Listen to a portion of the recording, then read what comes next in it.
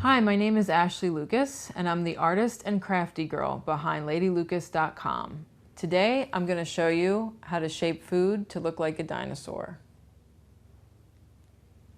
Okay, for this project, we're going to need one large unpeeled carrot,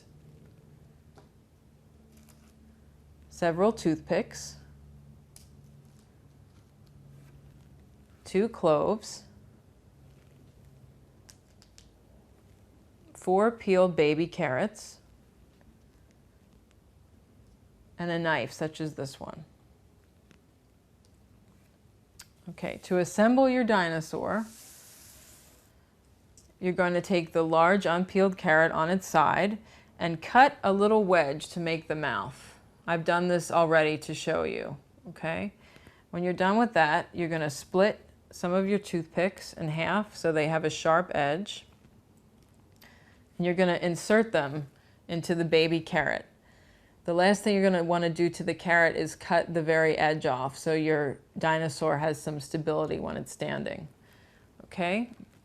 You're going to want to insert all 4 of the legs into the large carrot body like this.